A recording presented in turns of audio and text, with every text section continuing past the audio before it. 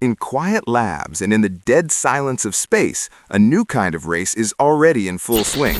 It's a race to build a machine that could literally change everything: our security, our economy, the very nature of power itself. Today, we're diving deep into China's all-out state-funded mission to achieve quantum dominance. And believe me, this could redefine the entire 21st century. Chinese companies have come with a flurry of announcements in quantum computing just in the past month. IBM should be worried, one headline said. US intelligence community veteran warns about China's quantum computing progress, reads another.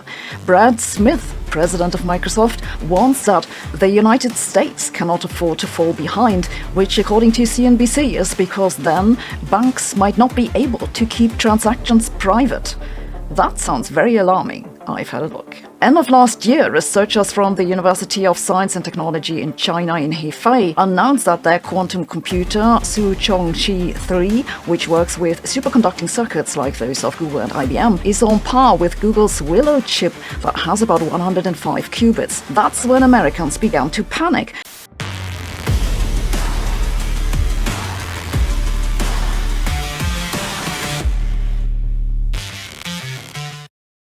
Right, let's just start with this warning because it sets the stakes perfectly. What you're reading here from Michelle Mosca, this isn't science fiction. It's the cold, hard reality that's fueling a global technological scramble. The moment this happens is what some are calling the cryptopocalypse, and it's not a question of if, but when. So let's bring this home for a second. Just imagine a single day, let's call it Q Day, when every password, every single bank transaction, every government secret that's protected by the encryption we use today just becomes an open book, instantly obsolete. That's the mind-boggling power and the terrifying threat that we are talking about here. Okay, so to really get a handle on this threat, we first have to understand the technology itself. Let's break down what exactly makes a quantum computer the ultimate codebreaker. Now, at its core, quantum computing isn't just a faster version of what's on your desk. Not at all. It's a complete rethinking of how information can even be processed. It plays by the bizarre, almost magical rules of quantum mechanics to chew through problems that are just flat out impossible for even the biggest supercomputers we have today. So how on earth does it work? Well, your laptop, it thinks in bits, simple little switches that are either off, a 0, or on, a 1. That's it.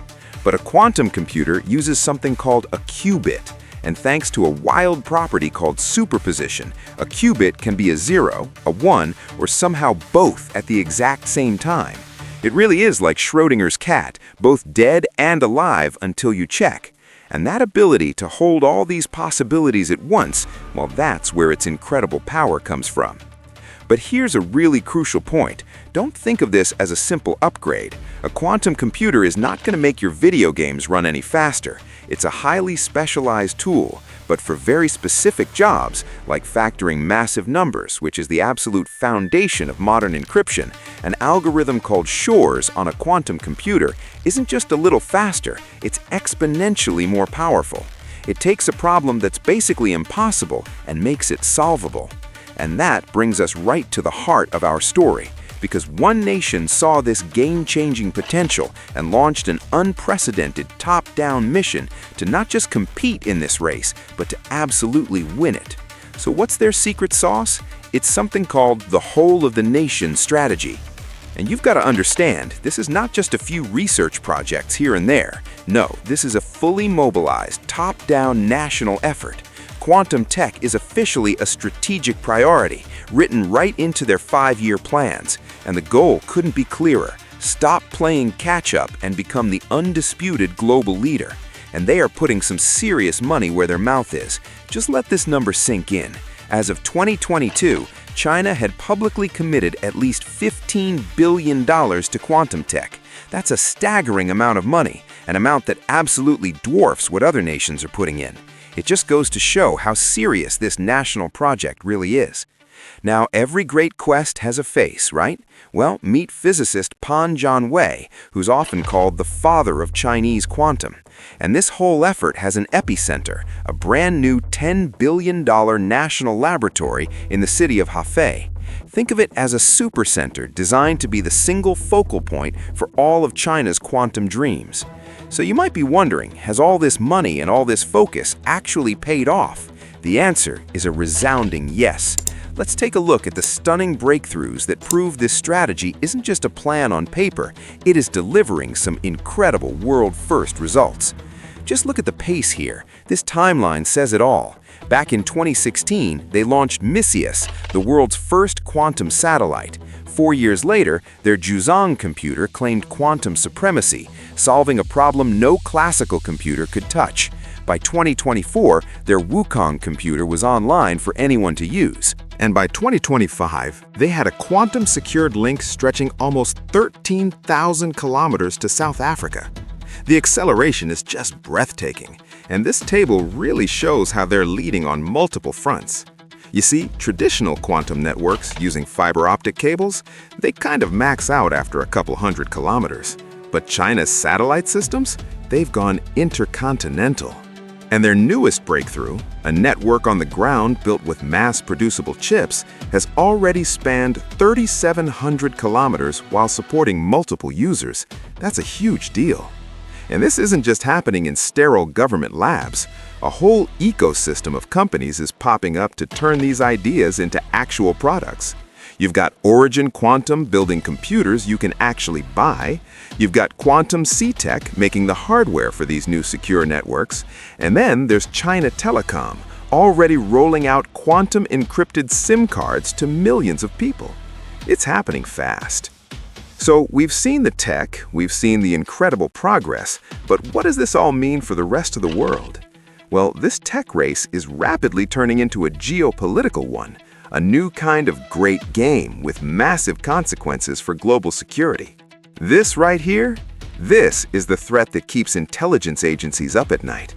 It's called Harvest Now, Decrypt Later, and it's as simple as it is scary. It means an enemy can just vacuum up all of today's encrypted data, all our secrets, pile it high on servers, and just wait. Wait for the day their quantum computer is powerful enough to crack it all wide open. Everything we think is safe today could be compromised tomorrow. And the response? Well, it's been swift.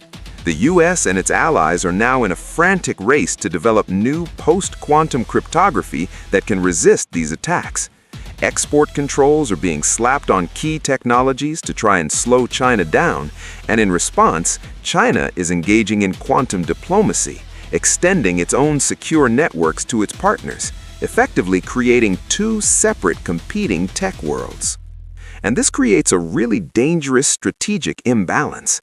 Think about it. China is building what they call unhackable networks to shield its own government and financial secrets from this exact threat. And at the very same time, they're pouring billions into developing the very machines that could make everyone else's secrets totally vulnerable. It's like they're building the ultimate shield and the ultimate sword simultaneously. But, and this is a really big but, despite all this incredible progress, the final destination is still kind of hazy. Building a truly useful, error-corrected quantum computer remains one of the single greatest scientific challenges of our time. And I think this quote from security expert Bruce Schneier just captures the unknown perfectly. Is building this thing a moonshot? You know, an incredibly difficult but ultimately achievable engineering problem? Or is it a sunshot? A task so fundamentally hard that it might just be impossible with what we know today. The truth is, nobody really knows for sure, which leaves us with this one final massive question. The quantum leap is coming, that much is certain, but as this incredible power gets concentrated, will it be used to create a more secure world for everybody, or will it kick off a dangerous new era defined by unbreakable secrets on one side and the unspoken threat of total exposure on the other?